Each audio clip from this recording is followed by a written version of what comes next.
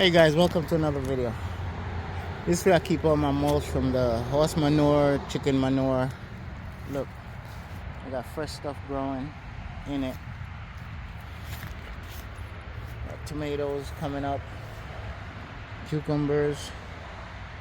But the thing is, these pepper trees right here, I gotta take them out. Look. These are Carolina nope, I'm sorry. These are Trinidadian scorpion peppers. The tree's just coming along nicely. I gotta take it out. Or I could take out this ghost pepper here.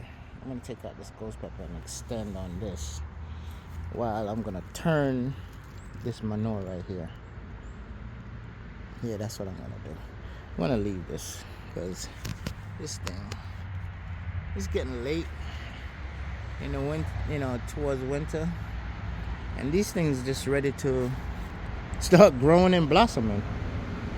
But I'm gonna take this out and extend out in this things. So stay tuned. All right, I took this one out. Look how big it is. It's like a tree. Okay, what I'm gonna do is break it up and let the chicken eat the leaves. Stay tuned.